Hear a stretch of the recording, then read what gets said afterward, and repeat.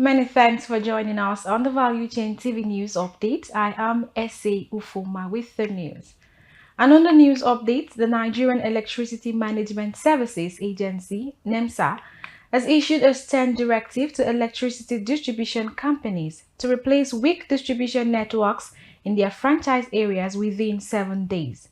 NEMSA Managing Director and Chief Electrical Inspector of the Federation, Tukur Aliyu, revealed this directive at the 2024 Customer Service Week in Abuja. He explained that most distribution networks are old and weak, requiring upgrades to ensure safe electricity distribution. Few Nigerians reacted to this development. The report.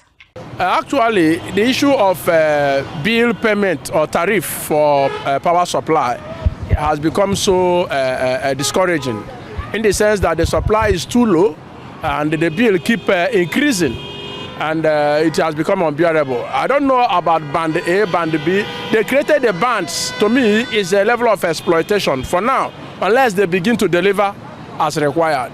I don't see a reason why somebody cannot have light for 24 hours and they claim he is in band A and is paying so exorbitant bill. To me, there is still bureaucracy in the system, in the sense that it was under the past administration towards the end that governors were even allowed to generate electricity. But in other countries, local government chairmen called mayor in USA generate electricity. I don't know why people should not be allowed to generate. We have GENCOs, we have DISCOs, and we have transmission line being owned by the federal government. Government should not be creating that kind of bottleneck in the system. Privatize it. Let it be so much deregulated so that there can be competitiveness. Getting the right service, what they are paying for, that's the best thing.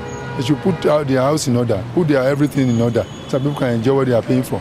It's the right thing. It means I will be getting more than 20 hours in a day. It's good. It's good. With my area, generally, we don't have any issue. We are enjoying it at least not less than 18 to 20 hours a day, except maybe there is a major problem. But then they are trying.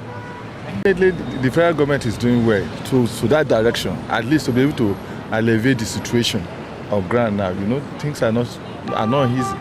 So everybody wants things that at least to be better, so that to reduce crime rates. They need to even be part of the social amenities to be able to reduce the pains of people the pains of their customers. Because if your customers is happy, definitely you'll be happy too. President Bola Tinubu has emphasized the rise of cryptocurrency fraud in Nigeria, linking it to the emergence of virtual assets. The president made this announcement during the opening speech at the 6th Economic and Financial Crimes Commission and National Judicial Institute Capacity Building Workshop for Justices and Judges in Abuja. President Tinubu urged judges to familiarize themselves with recent technological advancement and relevant laws to effectively address and administer justice in cases of crypto-related fraud. And now on business news, Nigerian oil company Oando PLC has been shortlisted by the Trinidadian government as one of 3 final contenders to take over the country's state-owned refinery, Petrotrin. The Trinidadian Finance Minister, Com Imbet, disclosed this during a presentation of its national budget held on September 30th. He added that the defunct company is a state-owned oil company in Trinidad and Tobago. Com Imbet noted that among the initial 10 proposals, 3 companies had made the final shortlist, including Sea Arrow Consortium, a consortium of 3 Trinidadian companies, INCA Energy, an American company, and Nigeria's Oando PLC.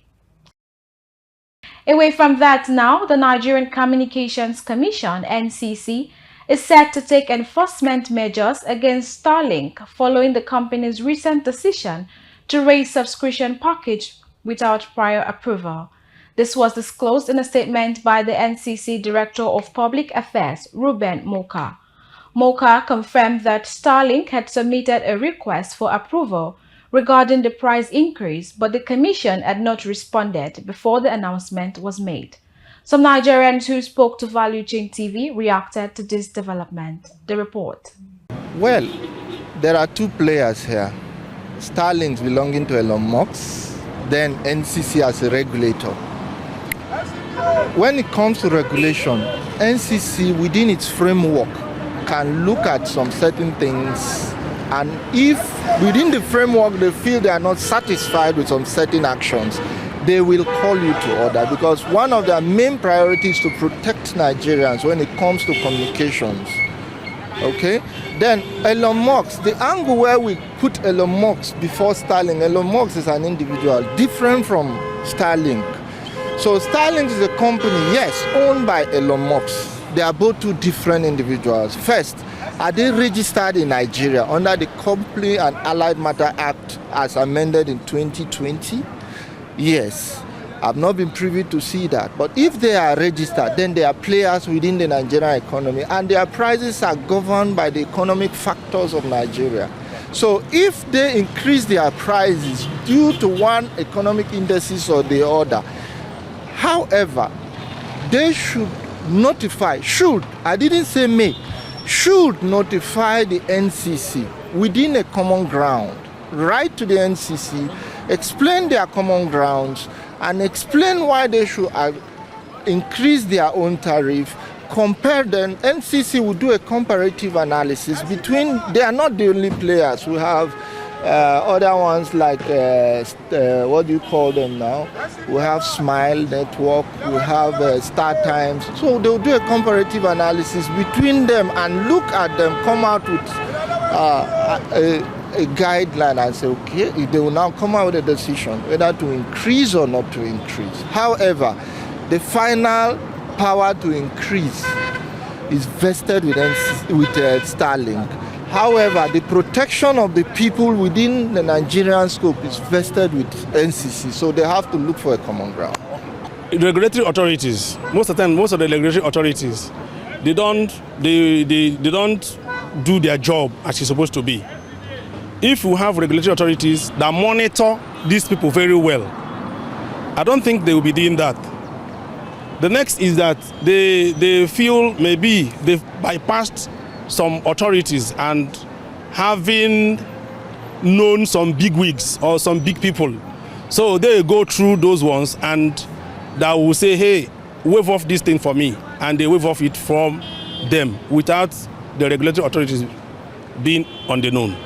That is actually because things are out of place in Nigeria. And if you see what is going on in Nigeria, you can see that Nigeria is not in order and there's no constitutional rule in Nigeria. So what they did is as a result of them having the awareness that Nigeria is out of place and the government is actually not having the rule of law in place. If there is a rule of law in place, this wouldn't have happened. And now on the energy sector, the chairman of the Petroleum Technology Association of Nigeria, PETAN, Wale Ogunsanya, has emphasized the critical role of gas utilization in achieving Nigeria's energy independence during the 2024 NAEC Annual Strategy International Conference. Speaking at the event organized by the Association of Energy Correspondents of Nigeria at Eco Hotel in Lagos, Ogunsanya urged the government and stakeholders in the energy sector to prioritize gas as a vital resource for addressing the country's energy shortfall and boosting economic growth. He further highlighted the need for gas to be viewed as a cleaner, more sufficient energy source aligned with the global shift towards sustainable energy solutions. The Nigeria Content Development and Monitoring Board, NCDMB, has eliminated middlemen from the oil and gas industry value chain. The Executive Secretary of NCDMB, Felix Omosola Ogbe, stated this in Lagos while speaking at a breakfast meeting with some media executives.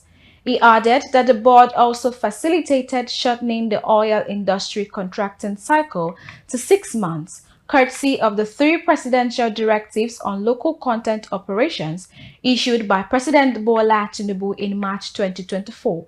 He confirmed that NCDMB had complied fully to the presidential directives on local content compliance requirements 2024, which sought to ensure that only local service companies that have domiciled proven capacity and capabilities can participate in oil and gas tenders.